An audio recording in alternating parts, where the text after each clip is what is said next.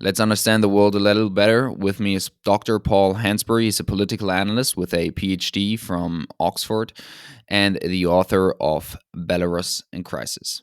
Today, we want to understand Belarus a little better. And with that, I want to dive right in and ask you, what do you think differentiates Belarus from the other European countries? hmm So I think we can begin with the perhaps the biggest cliche, which is that for a long, long time, Belarus was described as the last dictatorship in Europe. Around 2011, 2012, there were two English language books published on Belarus. One was called The Last Dictatorship in Europe, and the other was called Europe's Last Dictatorship. And this kind of label just dogged Belarus every time it came up in the media. Um, and I mean, actually, today fewer people say that because they see other countries, Russia, for example, which is not viewed as a democracy. But since then, Belarus, ironically, has only shifted in a more totalitarian direction. Um, so that's the first, and that's so Belarus became very isolated in Europe, and in at a time when Central and Eastern Europe, former countries that were formerly part of the Soviet bloc, were democratizing. Belarus was autocratizing instead, and kind of in tow with that. In 2005, the U.S. Secretary of State at the time, Condoleezza Rice, famously labeled Belarus an outpost of tyranny. There were 6 states that she identified as outposts of tyranny: North Korea, Myanmar, Cuba, Iran, Belarus, and Zimbabwe. Um, and in her view, these were states where you couldn't stand on the street and hand out a leaflet without being arrested very quickly. And you could, and this was very much the case. You could see videos on social media of someone standing outside a metro station in Minsk, the capital of Belarus, handing out leaflets, and very quickly a police van would pull up and someone would take them away.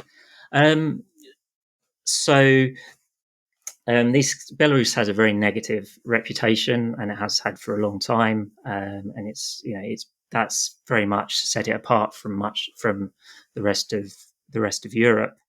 And as well, it's the only country in Europe that retains and uses the death penalty.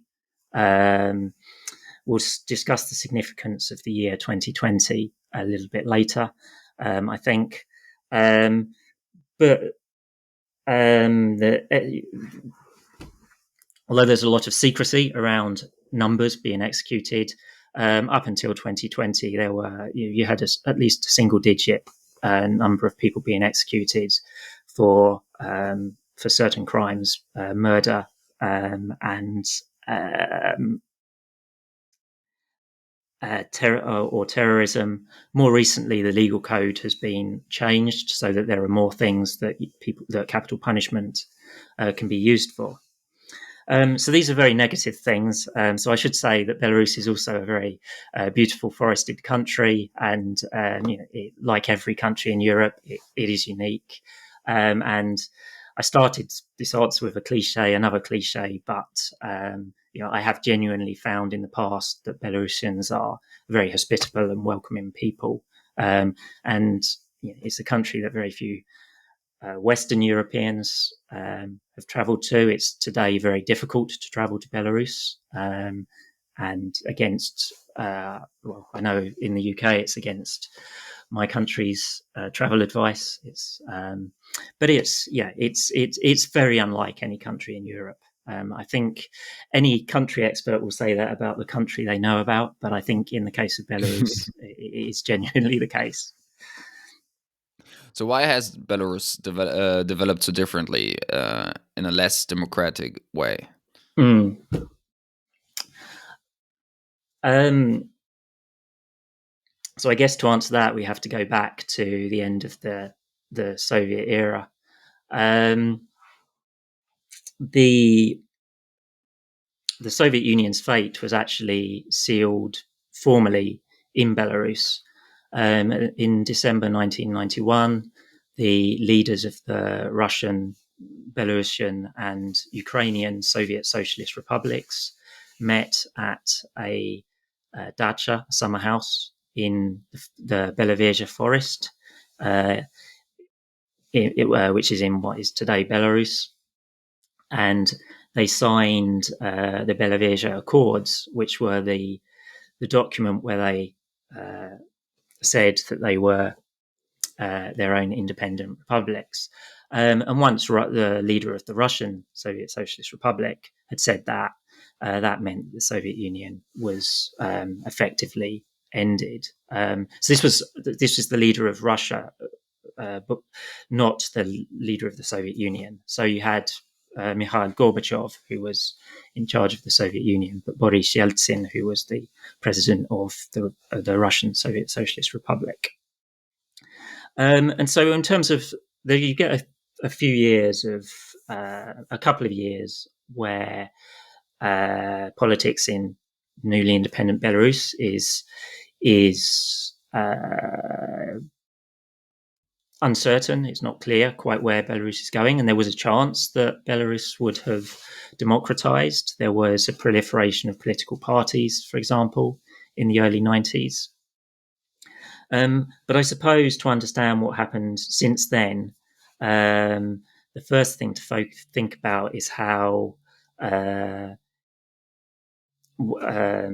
Alexander Lukashenko, who was elected in 1994, how he set about consolidating power in his own hands.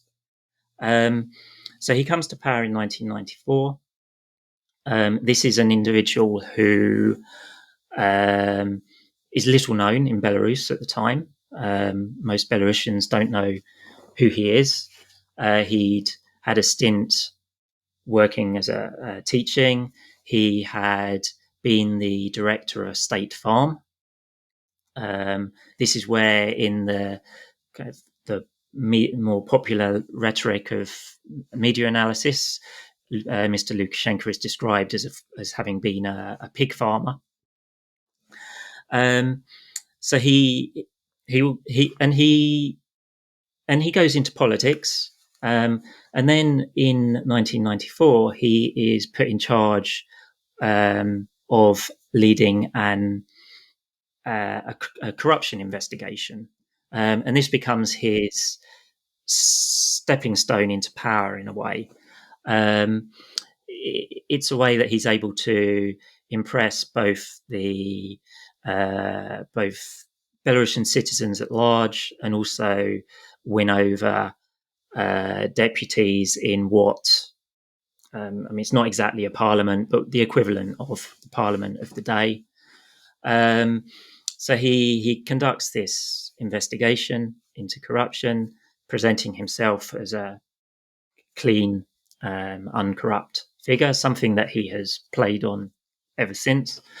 He Though it's a few people would agree that it is the case.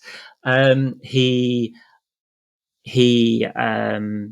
presents this corruption investigation um, to the equivalent of the parliament, and it's broadcast live on television. So people see him as this fighter against corruption, and the deputies sitting in the chamber. He doesn't actually reveal anything nasty about them. So, presuming that there was a significant amount of corruption in Belarus in the early 90s, which is uh, a reasonable assumption, these deputies are quite relieved that he hasn't sort of brought their skeletons out of the closet. So he then wins the election, and it's generally accepted that that was a free election.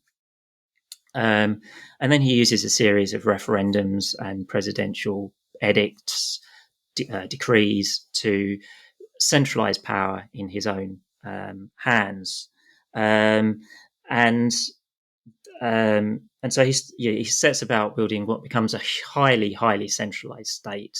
Um, the president's administration is politically where the action is. I mean, that's the most important organ by far. It's very small. Incidentally, we're not talking about something with thousands and thousands of employees. We're talking about a small hub of power, and power is concentrating there. So he goes about concentrating power, replacing this kind of parliamentary equivalent with a pocket parliament, something that is there to endorse his decisions, but doesn't really have any power of its own. There's a collection of security agencies which are very powerful. It's in this sort of highly securitized state.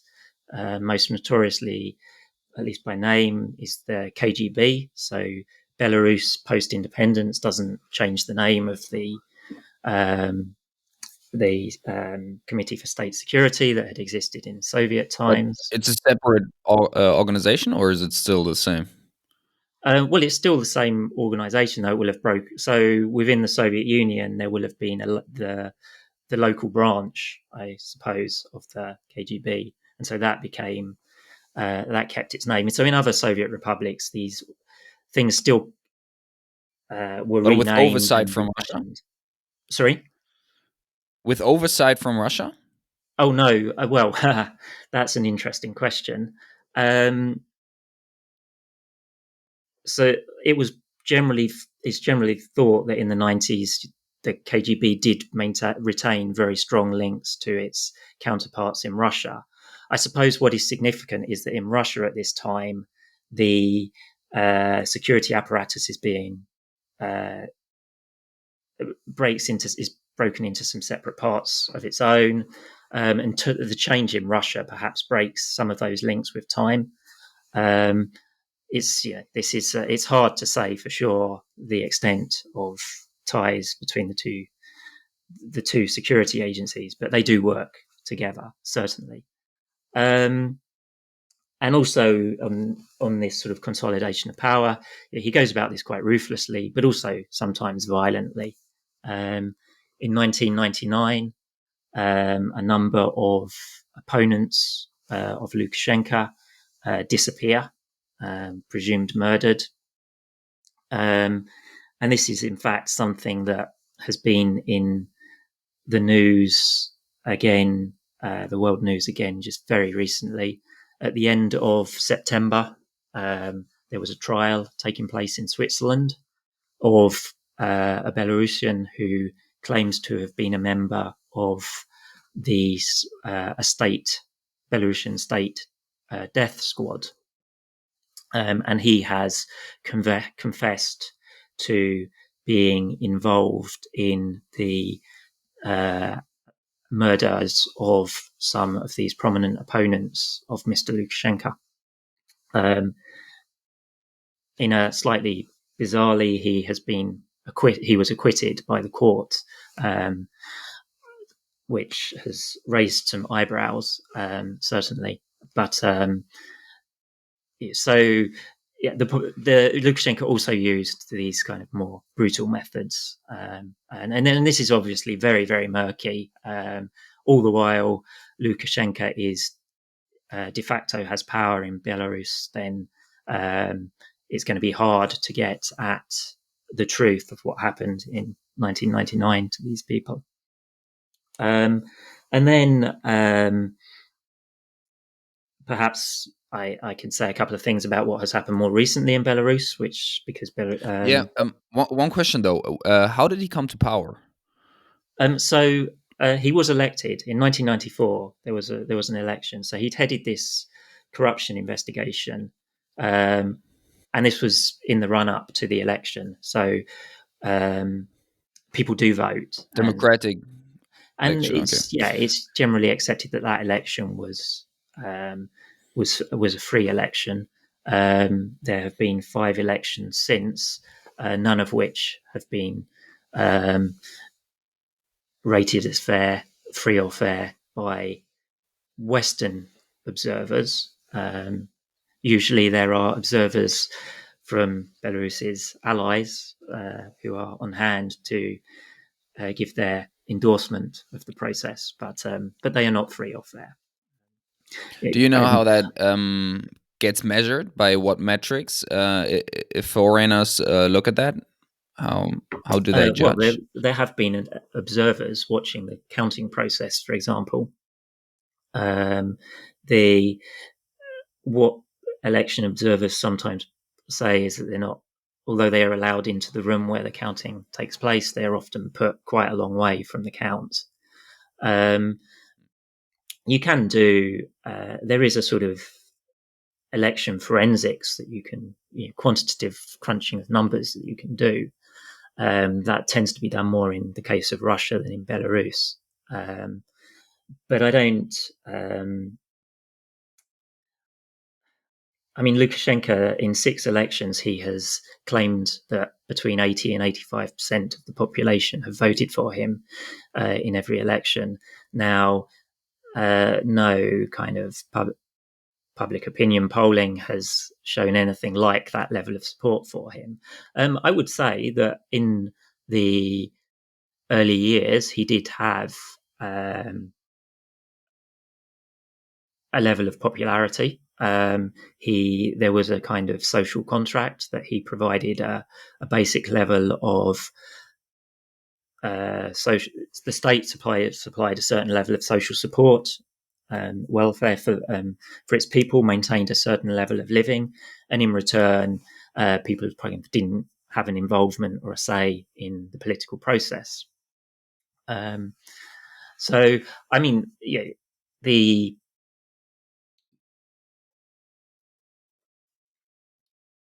I mean, even Lukashenko himself has joked about the fairness of elections. It's they're there as a facade for um, to convey an impression of legitimacy in the first instance. He joked on one occasion that they had to massage the numbers down because he's so popular. But yeah, this is really, even his supporters will acknowledge that the votes are not exactly a fair process. Um, How, how does that when the public hears something like that? How do they react to that, or how do they feel about that, or do um, they just take it as a joke? uh, yeah, I think. I,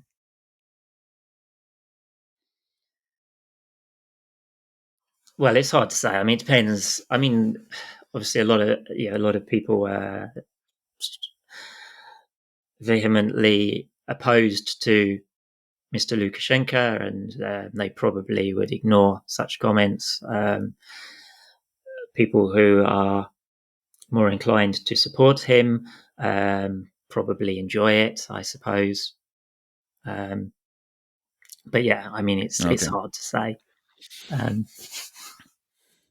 Well, then to get to more current events, I think there was something you wanted to say when I interrupted you. mm, yeah, so then Belarus really came into the news in 2020 when we saw there were mass protests against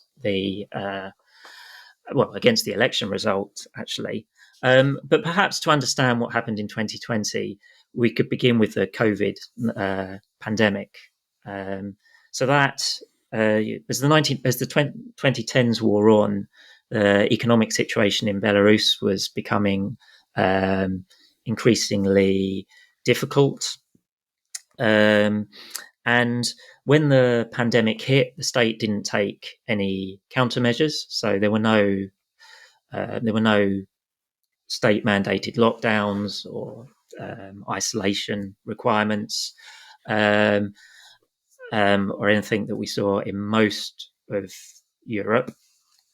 Um, if, for example, the Belarusian football league kept on playing, so um, suddenly there were, I guess, the Belarusian Football League found some new fans, because if you were used to watching Bayern Munich, Mm. and well, suddenly you couldn't, so perhaps you'd be streaming a football match, watching Dynamo Minsk. Um, and Lukashenko said that people should, to protect themselves from this virus, people should drink vodka and go to the sauna. Um, but the flip side of the lack of state response to the pandemic, at a time when Belarusians were falling ill, um, was that there was a degree of self-organization. People started crowdfunding um, to be able to provide medical aid to their friends and family and neighbors. And so you had this self-organization. Now, this is happening in the spring and summer of 2020, and there's a presidential election coming up at the end of the summer, in August. And so and again, perhaps ironically, because there haven't been these lockdowns, people start protesting through the summer. People are taking to the streets, um, and um, a number of challenges to Lukashenko emerge, wanting to stand in the election, and these are not coming from the traditional opposition. There's some people that were previously worked as part of the state, um, and they're trying to push themselves as presidential candidates. So the state turns against them, they arrests them, uh, puts them in prison. But Lukashenko does allow an opponent onto the ballot paper, which is a lady called Svetlana Tikhanovskaya. Now, she initially didn't intend to stand in the election. It was actually her husband, Sergei, who wanted to be on the ballot paper, but because he was arrested and put in prison, and then he was not allowed to stand, his wife so put her name down instead.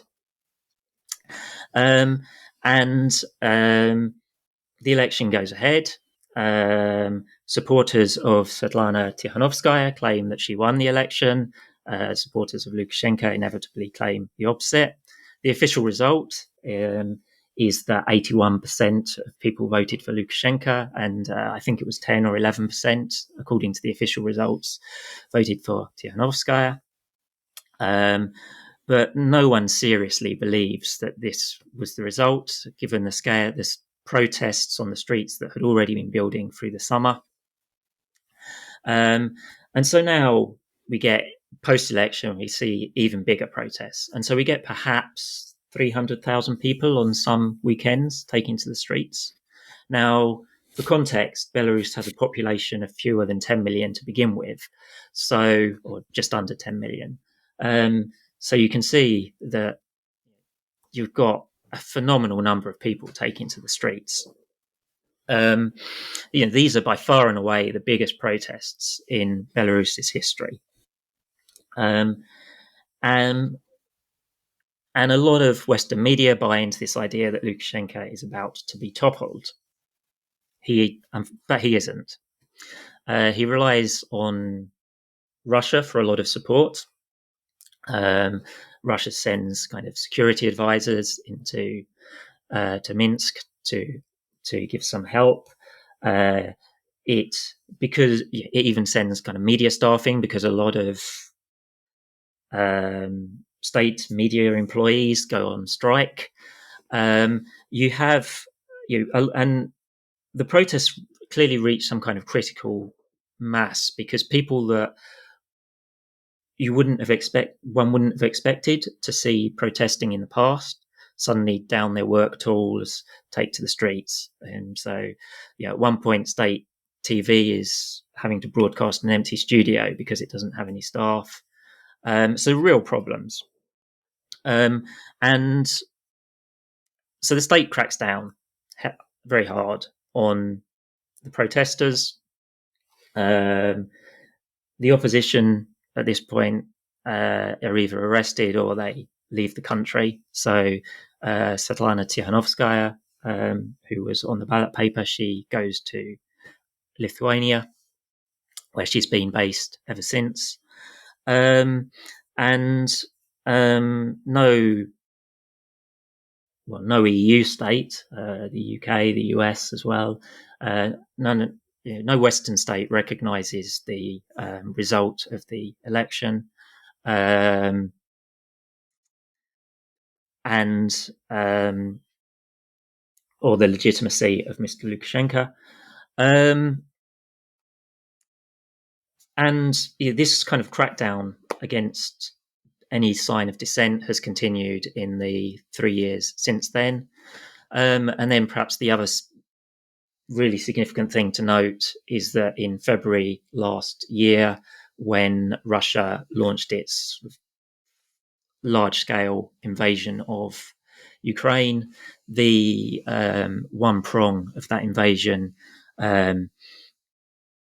was launched from Belarusian territory. So Russian troops had gathered in Belarus, supposedly for military drills, but they were in fact there as part of an invasion force.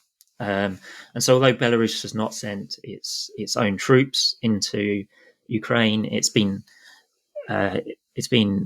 implicated in Russia's war effort from the beginning. Um, do you think that will change? Not the military part, but the reign of Lukashenko. Do you think that will change in the future? And how is there? Do you see a way how the elections can turn out differently in the future? Um, well, it's not going to be about elections, I think. I mean, I would say that Lukashenko is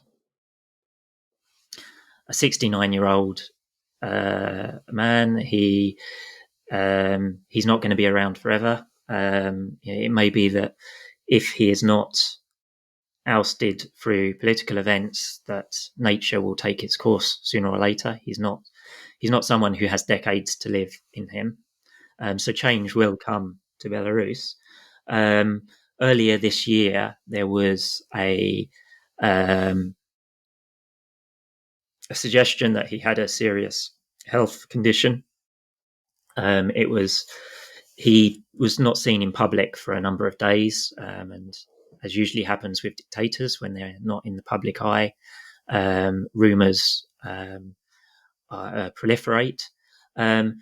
But perhaps, unfortunately for him, this coincided with this illness coincided with when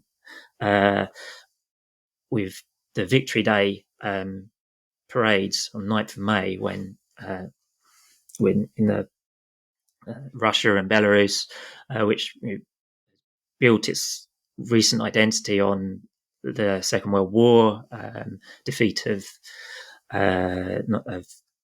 fascism. The Putin wanted Mr. Lukashenko to go to Moscow for the Victory Day parade. Now, Lukashenko went, but he was clearly very unwell. So with all these TV cameras on him, he was unable even to walk across Red Square as part of the ceremonies. He needed a buggy to come and load him into it and drive him a matter of yards. So he was clearly very unwell, and this rumors, you can imagine what social media was like with rumors, and he wasn't seen for a number of days. Now, it does seem though that he has recovered from that. He looks to be in good health, but he is fairly obviously overweight. I don't think that he's leading a super healthy lifestyle, so his days are numbered. In that respect, I so the question is, what happens when he goes? Will he be able to pass power on to an anointed successor? He might. It might be that Belarus has a new kind of version of Lukashenko. But in any case, the opposition will see this as an opportunity, that any kind of transfer of power is a moment to try to seize the initiative. So yeah, change will come, whether or not it's change of the kind people want. I can't see the future.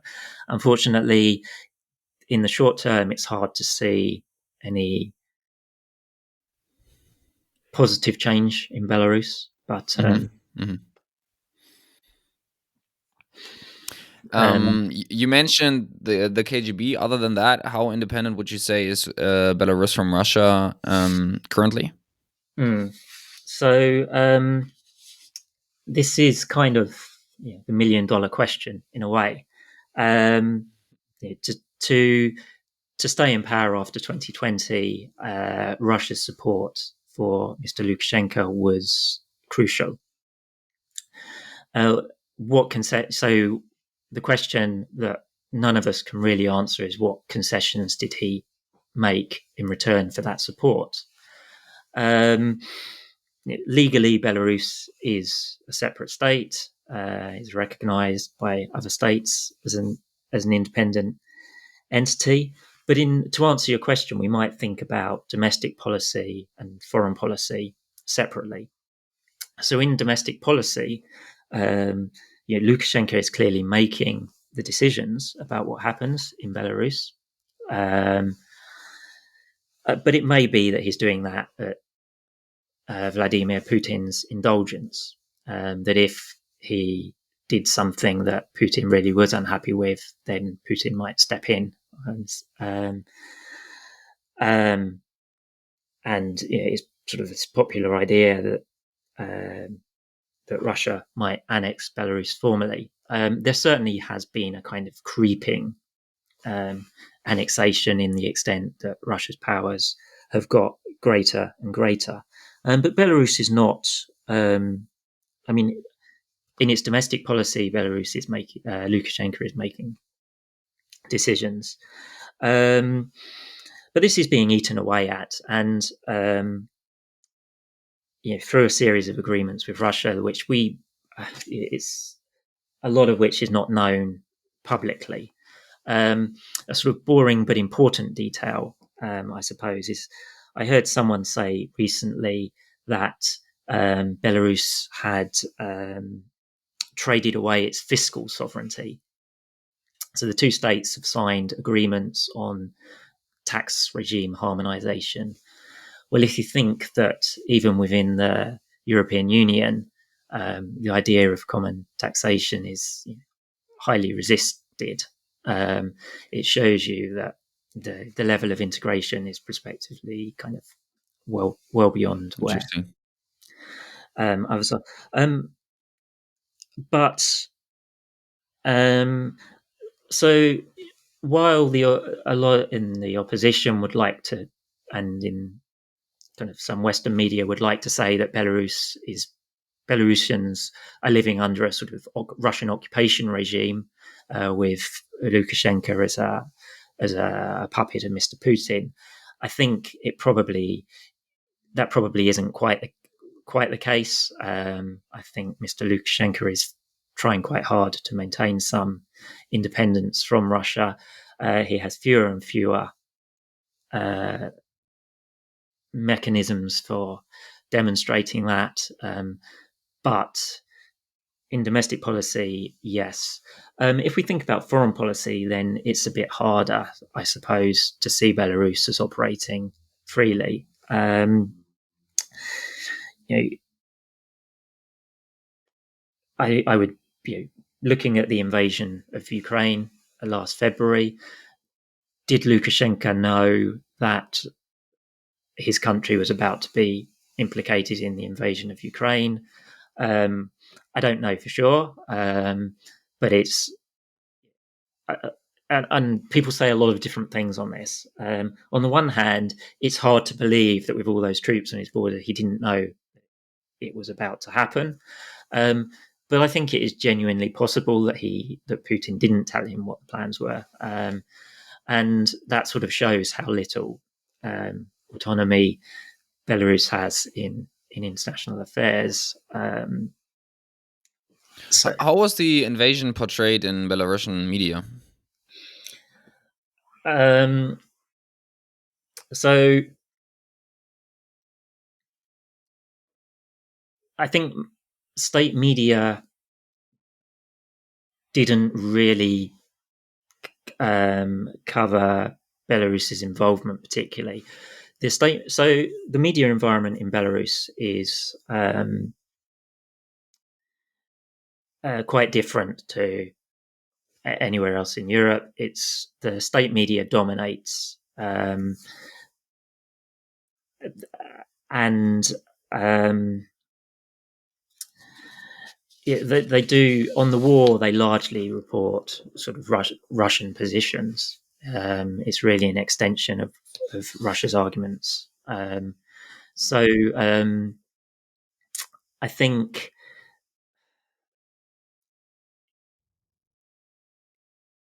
yeah, of course, some Belarusians are get information from elsewhere, but there's no real independent. I mean, the independent media has been driven out of the country or liquidated.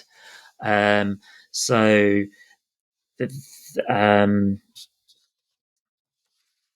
it's it's very hard to know what Belarusians think because it's very hard to get accurate polling.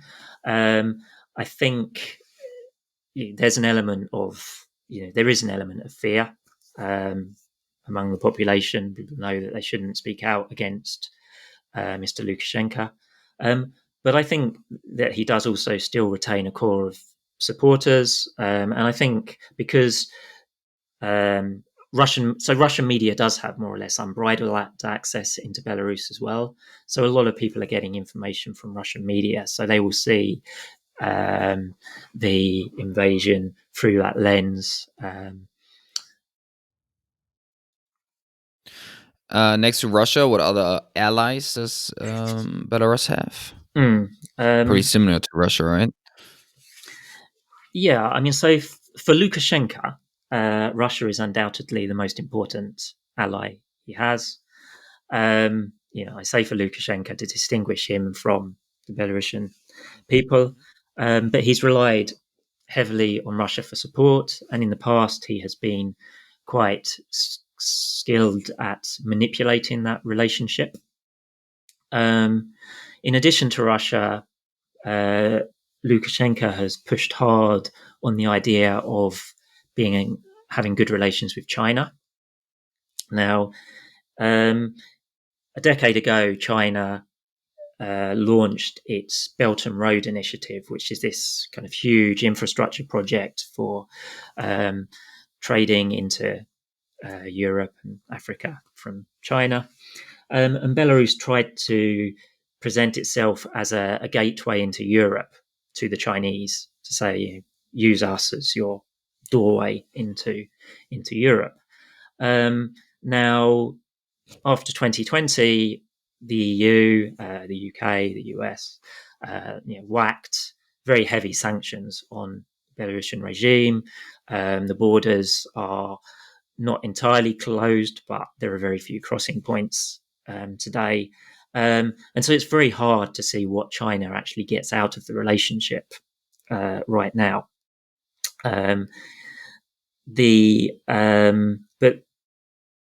Mr. Lukashenko did go to China earlier this year, and China has invested a significant amount of money into Belarus. So you've got Russia, you've got China. You then get an array of relationships that defy common sense in respect of geography. Um, so, one that has featured this year has been Zimbabwe.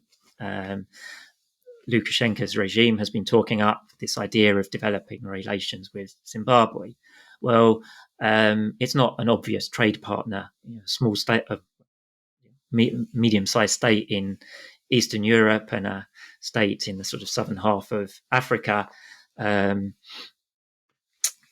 there are logistical problems of trading with one another. Um, in the past, when Hugo Chavez was Venezuela's president, Lukashenko built a good relationship with Chavez. Um, Again, geography suggests that this isn't the most obvious relationship to cultivate. And Does that generally, mean Lukashenko doesn't really have other options, many other options? he has no real options. That's he is associating with the outcast states in today's world, Iran, um, Nicaragua. Um, so just recently, North Korea's leader Kim Jong Un was in the far east of Russia, um, met with Vladimir Putin, and then shortly after, Mr. Lukashenko was making statements to the media about how there could be a great trilateral relationship between Belarus, Russia, and North Korea. So these are not kind of Belarus has very few allies. When you look at a vote in the UN General Assembly on anything concerning the war in Ukraine, Belarus is among those kind of handful of states that vote with Russia. Syria would be another one, and these are Belarus's allies today. With those, what does Belarus actually trade? What export Mm. goods do they have? Yeah, so there are a few key things that Belarus does. One is it has two huge oil refineries, um, and was for a long time a pillar of the economy. Was to take so it doesn't have any oil of its own, but it would often be cheaper for Russian oil companies to refine the crude oil closer to the markets, which the key markets would be in Europe. So rather than refining oil at refineries in Siberia, some of the big Russian oil companies would ship the oil to Belarus for refining and onward sale. Now, Belarus exploited the oil relationship with Russia. Because it's in a customs union with Russia, it was able to import the oil without paying um, import duties and then re-export it at a markup. Um, and so, for a long time, this was a pillar of the regime's economy. Though more recently, Russia has revised the terms for Belarus, and Belarus's ability to benefit from oil refining has reduced significantly. And Makes sense. Russia has sort of got its hands on the oil refineries as well. The other big one, I suppose, is potash, which is used for fertilizers. So Mm. after Canada, Belarus is a global leader in potash mining, and uh, perhaps fairly obviously, when after 2020 the EU and EU allies imposed sanctions on Belarus, they very quickly went after the potash trade. Now, actually, there were a lot of loopholes. The sanctions weren't as severe as people in Brussels would like us to think, but it's become harder. However, Belarus is still able to sell potash to India and to China, which were always its largest clients. And high prices on global markets over the past couple of years have sustained the economic benefits of that trade for Belarus. So we've got oil refining, we've got potash fertilizers. There's a lot of heavy industry, there's steel industry, heavy goods vehicles manufactured in Belarus, and also things like buses, trams, tractors. That's a big one that goes back to the Soviet era. Belarus produced a tractor which still sells well across the former Soviet Union.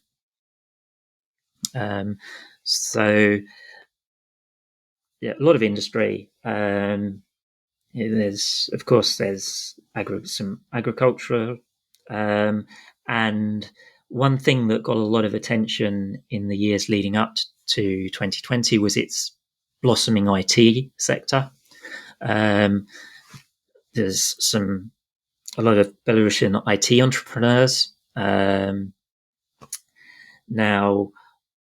I'm not sure that the state under Lukashenko understood fully the benefits of that industry. I'm not entirely sure that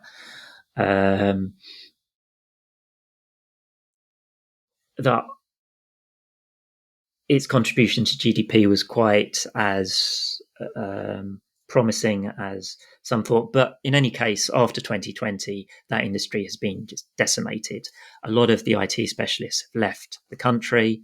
They were heavily involved in the protest movement in 2020, which, if you remember, I said that things like crowdfunding initiatives were quite important in dealing with COVID. So they came to the fore in the protests. And a lot of this self-organization used kind of messaging apps, things that were secret from the authorities, helped people to organize. And because Belarus has some strong IT skill workers, it really did have a quite secure sets of communications among the protesters. But many of those people, because they were supporting the opposition, they left the country. And so today, there is still an IT industry in Belarus, but it's not what it was. And pre 2020, it was given things like tax breaks. A lot of those things have been taken away from it. So it's no longer has the bright future that many hoped for it. I would now like to go over to your work as a political analyst a bit. And what would you say now in terms of Belarusia? That's your expertise area. What would you say are the best sources to learn and inform oneself about Belarusia? So, meaning news sites, but also to get a basic understanding. I mean, this podcast now, your book. Other than that, Yeah, what would you recommend? I mean, um, undoubtedly, to know about a country and country experience is invaluable. As I mentioned earlier, it's now very hard to travel to Belarus. Um, the, for someone that comes at the country without much knowledge, then they should, of course, read what they can about the country, including, hopefully, some listeners will buy my book and listen to the podcast. And there are a few books. In terms of, I suppose it's also, so read local media if you can. Obviously, that requires language skills. Though there's a lot of Belarusian media will have certainly online will have English language versions. And although there is a lot of propaganda in state media, I think someone wanting to understand the country should still be reading state media. So the main newspapers and the state news agencies Can you give a name? What's the biggest Belta newspaper for is the Belta is the Belata? Belta BLTA is the Belarusian telegraph agency. So one should be looking at those and getting onto relevant mailing lists. There are a few that cover Belarus. Radio Free Europe has one, for example. And I guess trying to talk to Belarusians. There's, it's,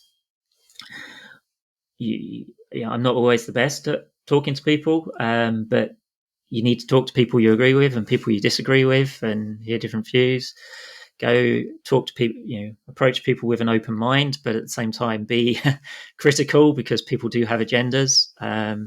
And yeah, gradually building up your knowledge. I mean, I think for a country like Belarus, there's, given that there is a low level of expertise to begin with, I think if you read, anyone that reads a book or two will already have an advantage and know a lot more than most non-Belarusians about the country. So is that something what your day to day looks like as well? Talking with people, reading the news, understanding the connections, or Yeah, what else? yeah. What does your day to day look like? So I'm very much a routine-oriented person. I thrive on routines. I Um, like that. Me too. so the my day usually begins in the same way. I have a cup of strong coffee and I read the newspapers, or read a newspaper first of all, and catch up on the news, and that's very important to me. And I mean the news in the broad sense, not just about Belarus, but read a newspaper properly. And because writing is very important to me, I'm trying to write another book at the moment. I will spend a couple of hours in the morning writing. I have a daily word target of 1,000 words a day, and I don't always hit it. Please don't ask me how this week is going, but that's my goal. So I try to ring fence some time to do that. And come midday, I will usually go for a run, and then I will try to ring fence some time in the afternoon to do some reading. But of course, there are interruptions and annoyances, and depending on other things that I might need to be doing, because I do some teaching, for example, and various things that I'm involved with, mean that this template of my kind of typical day is oftener than not. No, probably not oftener than not, but is often um, disrupted. but but yeah, that's my kind of, my day involves. Mm. Um, No, no. The last question I would have is, um, if you were to start analyzing a new country, specializing on, let's say Zimbabwe, for example. mhm. Let's say you knew nothing about that country or almost nothing. How would you start? Where would you start? What would your process look like? Mm. So it's actually maybe fortuitous that you pick Zimbabwe.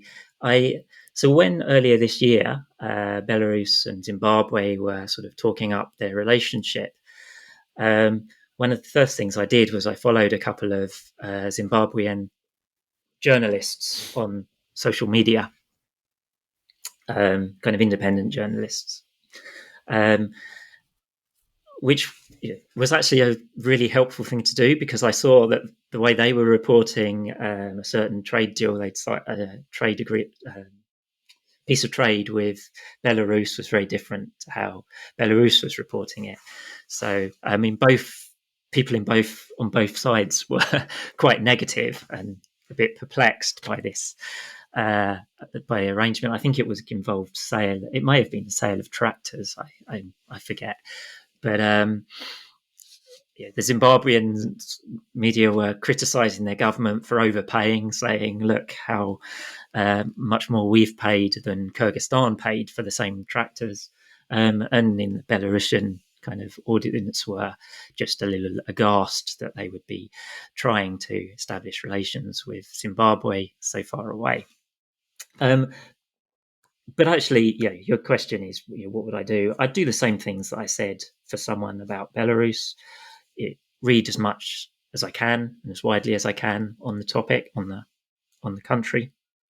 Um, Try to talk to people. Again, I'm not the best at kind of getting in touch with people I don't know. But if you're more confident than me, then you should be doing.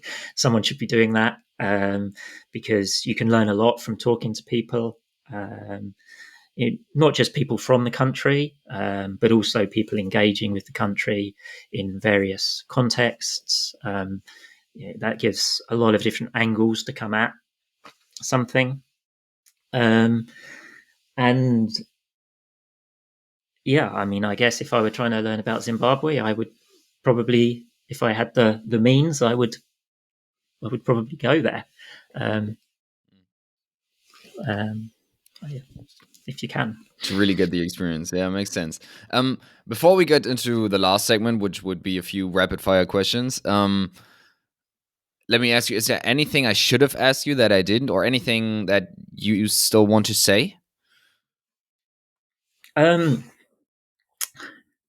no, I mean, I think, I suppose I could perhaps just sum up that where Belarus is today, you have uh, someone who de facto is president, even if many people don't recognize him as such. Um, and the country, the situation in the country has only got worse since 2020. You've got 1,500 people that are labelled political prisoners now. Of course, political prisoner is a designation that we can uh, that can sometimes be a bit vague, but you've got a lot of people sitting in jail in Belarus, so the human rights situation there is very bad. There is an opposition that is outside of the country. There is very, very little in terms of opposition inside the country. Um, so, yeah, the country does need more resources and attention given to it by outsiders than it is getting, particularly in the context of the war in Ukraine. A lot of people have kind of forgotten about Belarus. It's a fascinating country, and it should be on our radars. Then on to the rapid fire questions. I would ask you to please answer them with 2 or 3 sentences roundabout, and yeah, I will start. Okay. If you had a big poster, everybody would see it. It's in the middle of the city. Everybody could see it. What would you put on it? What would you write on it? Nothing. Nothing. That's Nothing. an interesting answer. So nothing is a word, or you would put nothing No, on it? just nothing. Okay, that's interesting. I like that. Do you have a favorite quote? Um, there's lots of quotes. I like our doubts are traitors, and make us lose the good we oft might win by fearing to attempt. It's from Shakespeare, Measure for Measure. I think, Hmm, so that's a good one. have courage, in other words. A controversial opinion. I believe what nobody else does.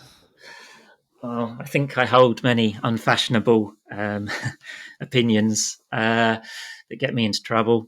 Uh, but I suppose I'll answer it in respect of Belarus. I'm not sure if that's your intention, but I suppose the fact that I don't really think anyone won the election in 2020. Um, that's controversial because people who support Mr. Lukashenko will insist that he won, and people who support the opposition insist that Tikhanovskaya won. I expect that nobody actually got a majority in the vote. What would you have liked to know when you started Mm. your So journey I as a think, political analyst? yeah. So I mean, when you take on any project, I think you are best placed to begin when you get to the end. Um, that's a sort of rule of life. I'm best placed to write a book about Belarus now that I've already written one. It's the process of doing it that you learn what you need to know, etc., etc. Um, So, in fact, I'm pragmatic, and it's best not to kind of want to rewrite the past, etc., etc. So, I'm not going to say that there's anything I wish I knew, but I always wish that I knew more. Okay. What's your newest biggest insight? Mm. Whether it's a big insight, I don't know, and even whether it's new. But I suppose something that has been really is bugging me a bit recently, or playing on my mind, is just how what people say in public is often really, really different to what they say in private. Um, and this plays out in different ways. The way people's opinions on in social media can often be very different from what they say um, in a private conversation, and it's something I've been thinking about, and has perhaps coloured some of my analysis more recently. How would you spend $10 billion to make Belarus a better place? Yeah, well, I have absolutely no idea what $10 billion could buy. I expect I would delegate the responsibility to some responsible Belarusians. Um, Okay. Not a great answer, but It's an respectable answer. It's humble. I like it. What do you think of Lukashenko?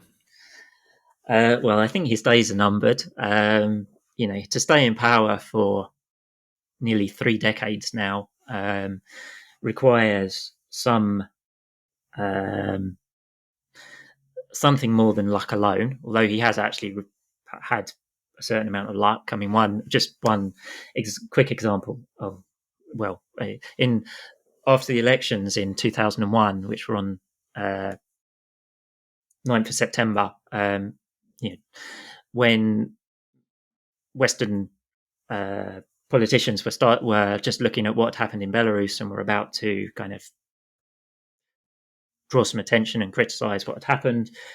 Something happened in New York that completely took away any attention uh, on the protests in Belarus. But yeah, I mean, so we're really just waiting for what comes next in terms of kind of what I think of him. I think he's no longer a legitimate leader of Belarus.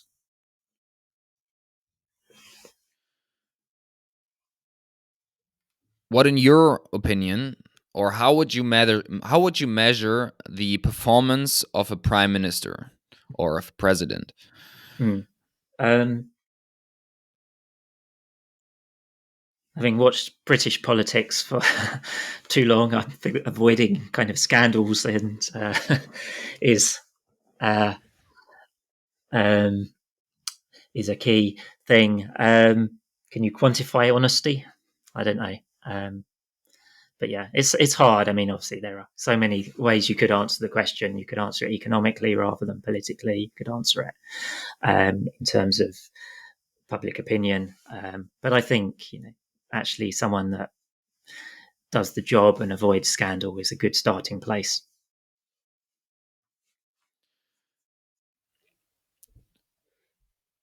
Okay, you kind of answered the question already, but who do you think will win the next Belarusian elections?